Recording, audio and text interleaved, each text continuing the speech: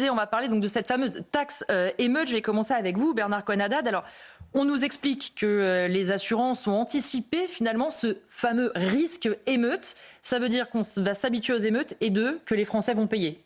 Écoutez, Élodie, elles l'ont anticipé parce qu'au moment de l'affaire Gilets jaunes 1, elles ne l'avaient pas anticipé justement puisque la majorité des contrats privés et professionnels ne comprenaient pas le risque émeute qui n'était pas dans le cadre des catastrophes naturelles.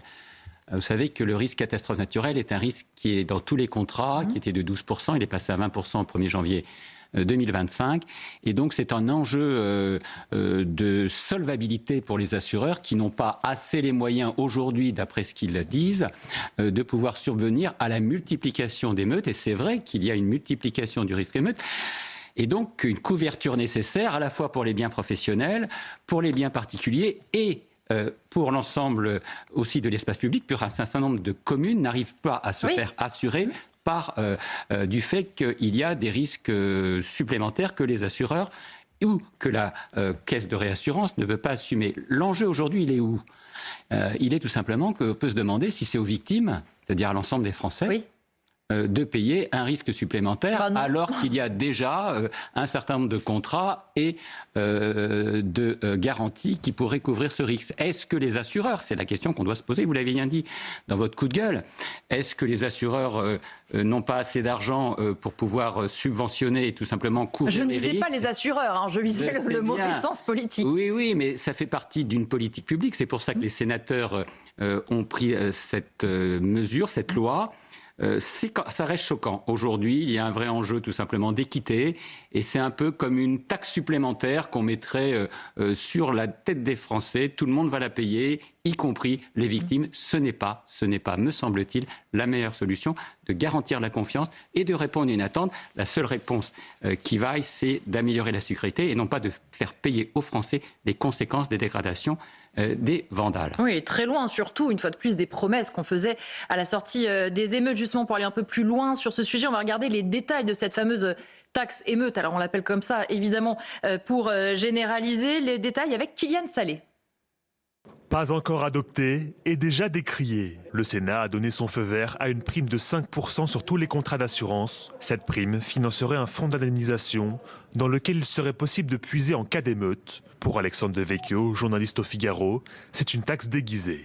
Faute de taxe Zuckman, une taxe casseur. Il s'agit de faire payer à l'ensemble des citoyens qui contribuent déjà à l'ordre public par leurs impôts le coût des dégradations. Tu casses, tu répares, tel était le slogan de Gabriel Attal. En vérité, avec cette nouvelle taxe, les racailles cassent et les Français casquent. La prime de 5% serait ajoutée à tous les contrats d'assurance, ceux des particuliers, des entreprises ou des collectivités. Concrètement, si vous payez votre assurance logement 200 € par an, avec les 5% supplémentaires, vous payeriez 210 € à l'année. Ce fonds est semblable à se créer pour les attentats terroristes ou les catastrophes naturelles. Pour Alexandre Devecchio, c'est un signe de faiblesse de la part du gouvernement.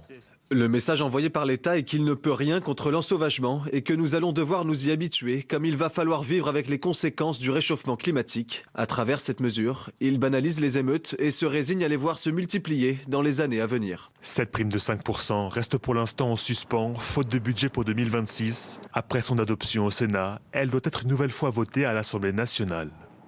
Effectivement, cette taxe n'est pas encore au bout de son parcours parlementaire, mais je voudrais qu'on regarde la réaction de David Lisnard, le président de l'Association des maires de France et président de Nouvelle Énergie. Et pendant ce temps-là, nombreux d'émeutiers perçoivent toujours des aides. La France continue de marcher sur la tête. Le pays subventionne la délinquance et sanctionne l'honnêteté. Il a raison quelque part, Magali Vissante, parce qu'il y a deux problèmes dans cette histoire. C'est-à-dire que ceux qui sont responsables ne payent rien et ceux qui n'ont rien fait payent. Les Français ne peuvent absolument pas comprendre comment une telle mesure, d'ailleurs, a été une première idée et a pu être adoptée au Sénat. Ils ne peuvent pas comprendre parce que c'est très injuste. Et on le voit bien depuis des mois maintenant avec l'ensemble des débats à l'Assemblée nationale et poursuivis au Sénat. Ce qu'ils ne comprennent pas, c'est effectivement toutes les taxes qui sont évoquées, soit qui sont très claires et transparentes, soit celles qui sont déguisées, mais en tout cas, gros sentiment d'injustice. Et là, encore plus terriblement sur ces notions d'émeute, puisqu'il y a une double injustice. Il y a le fait que ce sont les gens honnêtes qui vont payer. Et deuxièmement, parce que de toute façon, les émeutiers qui auront cassé, dans tous les cas, ni financièrement, ni judiciairement, ne sont pas ne sont pas sanctionnés. Donc l'injustice, elle est de plus en plus profonde.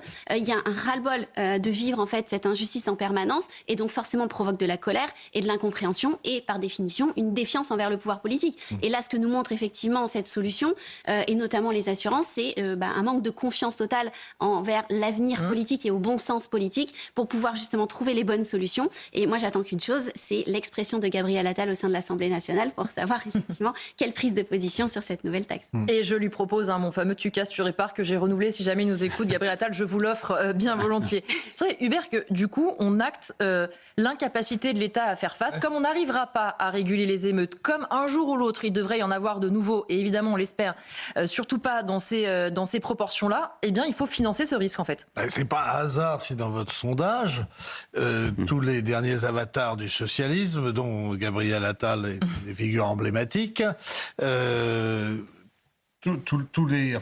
Macron est le dernier avatar du socialisme, tous, Édouard Philippe, il décroche finalement. Et il y a une espèce de ras-le-bol à l'égard de cette hyper-communication qui, derrière, ne repose sur rien. Il n'y a aucun suivi de procédure, on ne gère plus rien.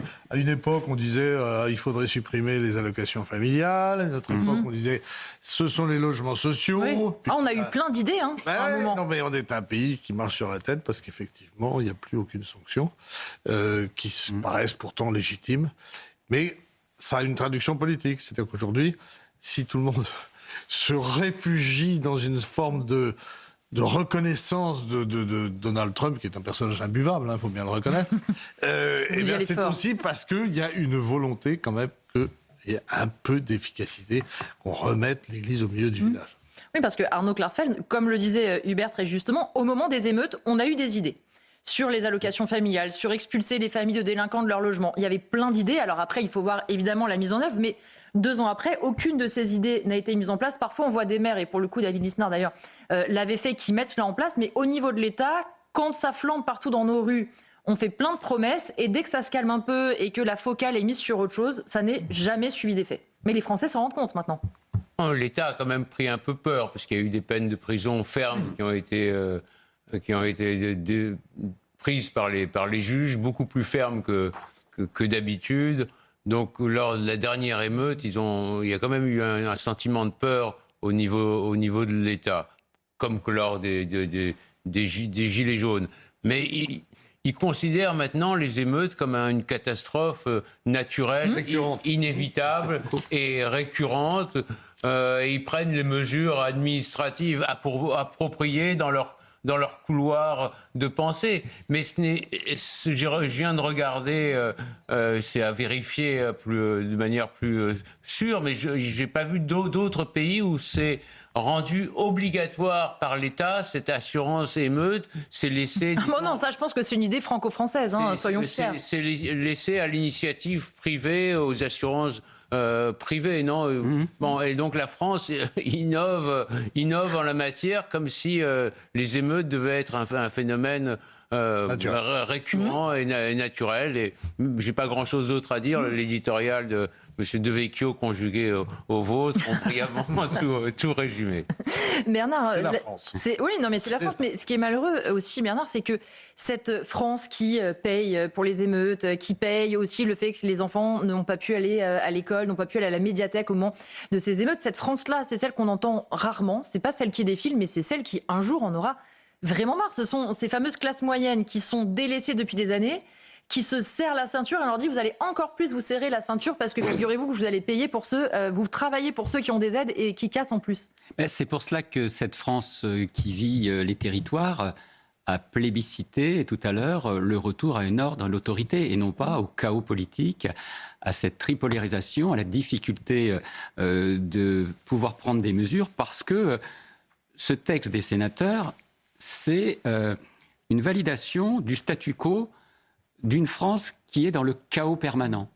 Et comment pouvoir accepter cela lorsque l'on veut que les choses bougent ? C'est-à-dire qu'ils considèrent qu'on va vivre, c'était très bien dit par Hubert tout à l'heure, avec ce risque d'émeute en permanence et que comme ce risque d'émeute ne pourra pas être submergé par une autorité, par un retour dans l'ordre public, à la sécurité publique, à la souveraineté dans les territoires, eh bien, il faut compenser cette perte financière par un gain supplémentaire vis-à-vis des assureurs qui doivent tout simplement subvenir au risque assurantiel. Et comme les assureurs ne peuvent pas être, excusez-moi parce que c'est quand même mon métier d'origine. C'est pour ça que je vous interrogeais en premier. J'ai bien compris, mais je ne voulais pas non plus insister là-dessus.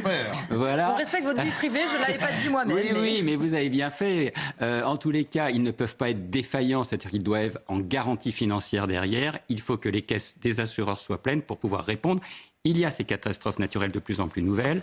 Il y a aussi, vous l'avez évoqué, ces émeutes qui sont récurrentes et donc qui ont un risque. Et qui ne sont pas bonnes en plus pour les casseurs eux-mêmes, pour les enfants, parce que ça ne les aide pas à se construire, de voir que c'est open bar en permanence, qu'on peut faire n'importe quoi sans sanction. Oui, effectivement, et qui, on le dit souvent, mais malheureusement amplifie ce fameux sentiment d'impunité chez ces